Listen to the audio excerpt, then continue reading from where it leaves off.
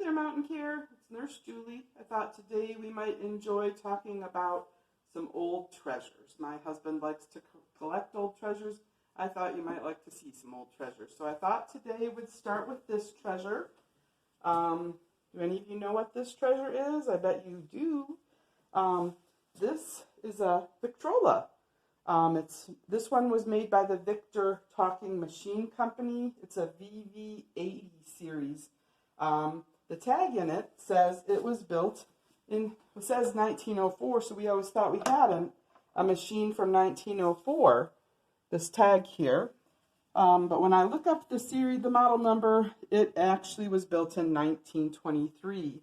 And this series actually had about 185,000 machines built, and it was one of the first ones where the woodwork was done by machine and not by hand. The original cost was about $100, and as you know, $100 back in 1923 was a lot of money. So we really don't listen to this, but when we do show it to people just for fun, it's still got some pretty good sound. It came with a bunch of records. Thinking maybe if we sold the records individually, it might be worth more than the machine, which when I look on eBay, it's probably worth about $350. So Ab, let's crank this up and see if we can hear some music from it. Okay.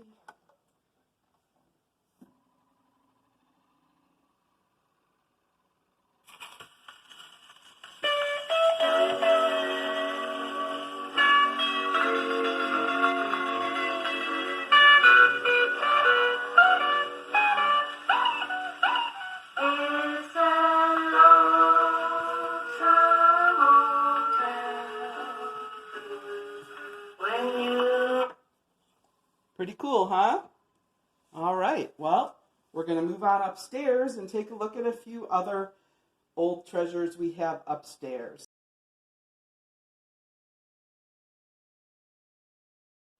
Okay, how many people remember this one? I remember this, a little more recent model of it, but the typewriter, the manual typewriter. This one, from what we look up, is a Royal Deluxe typewriter, Royal Portable Standard. This was actually my mother's family, and she remembers them buying it in the late 40s or early 50s. So the whole family used it. It actually has a carrying case that is probably up in the attic somewhere. These, as you put the paper in and typed, it brought the carriage across, and when you were done, if you remember, you had to, and then you would type some more. Who remembers whiteout? Boy, that was fun. And if you wanted more than one copy, there was no copy machine, was there? You had to use the carbon paper, and that would get messy, and if you were making 3 copies, you had to use your whiteout on each page and let it dry. I don't think kids have any idea how lucky they are nowadays to have computers and spell check and all that kind of stuff. I remember my friend Vonda in high school got up to 100 words a minute, but that was on the electric typewriter. We had about half and half back in high school. So anyways, guessing this one was built back about in the late 40s, early 50s. Original selling price, we're thinking the best we could find on the internet was about $125, and we saw them selling now for, if in decent condition, $200 to $300. So that's the Royal Portable Standard. Now we're going to show you another one.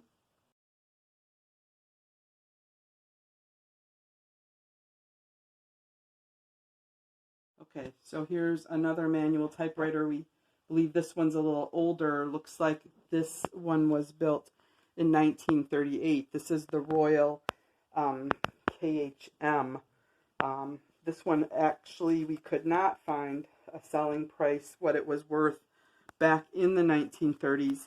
But I remember my grandpa telling me in the 1930s, I think he was making $15 every 2 weeks. So that would have been a big investment to buy something like this. Now I saw one of these selling for over $7,000 on the internet. Now I also saw them for $300, but seems like they're worth more than that beautiful Victrola downstairs. This sucker is heavy. I won't even try and lift it, but Abby and I are guessing it's about 40 pounds. So you know, once that went in the spot, you wanted to leave it there. It's got, you all remember the tape. This actually, I don't know if this is original. It's got the red and the black. I remember one of these keys, you raised it up and you could change the color. This is just for display, this paper here, because this tape is long worn out. So we're not actually going to type with it because he's got it exactly where he wants it. But that's the Royal KLM manual typewriter. I wonder, have any of you used that, or do you remember it? Do you have one? Lots of memories around these old manual typewriters. And I remember in high school when I used them, how sore my fingers would get after an hour-long class of typing with these manuals. All right.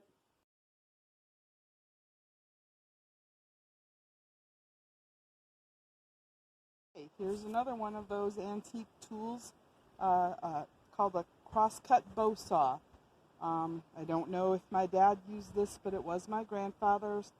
Don't know a whole lot about these. I'm thinking maybe one person grabbed on each side and pulled as a more efficient way to get through a board. But once again, just looks like a lot of exhausting work for a big log. I'd love to hear your stories about it. Have you used this kind of a saw before? All right. Hey, you recognize this one? This was my grandfather's crosscut saw. When I researched this, it looks like these have been used since the Roman times. But the first documentation of use in the United States was, I believe, in the 1800s. My grandfather actually used this and gave it to my father, and since then it's only been used for decoration. But when we researched this, you can actually buy these new, and they use them in homesteading still. A new one cost about $200, and these antiques, it looks like, sell for about $150. Can you imagine still needing to go to the gym if you used one of these? I think this would burn a lot of calories and build a lot of muscle in a hurry.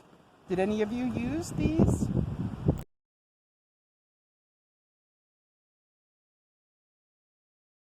I bet y'all recognize this one. I know there's lots of varieties of this, but this was Grandpa's once again. Passed down, used just for display now. I'm not sure if it was for corn or for potatoes. Somehow, I think this was supposed to lift up, and you dropped your, I'm guessing, potato in here, and you opened it up, and then it planted that corn or potato. I think they were slightly different. I don't know if any of you know. I didn't research the value of this, but it was well used and well loved, and I'm glad we have it now at my house for a display.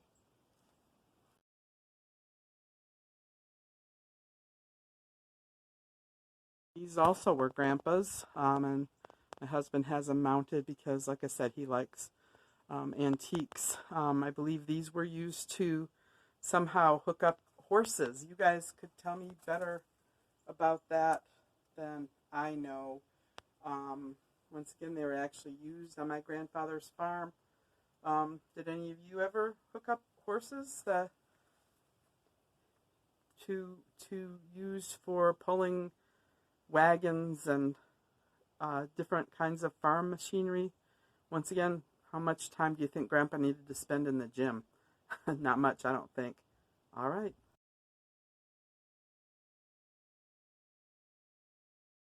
Okay, here's another one. Hand drill, old-fashioned hand drill. Oh my goodness. Oh, how much work was that? Give me the electric drill, please. Abby researched these, and she found that these are only selling for about $15 online now. Don't know how much they used to cost or a whole lot of history of it, but I bet some of you carpenters have used these. This also, I believe, was my grandfather's, and it occupies a box in the basement for now, but I'm sure Ken will figure out a way to put it on display someday. Hand drill. All right, well, I hope you enjoyed seeing some of the treasures from the past that we have here at our house.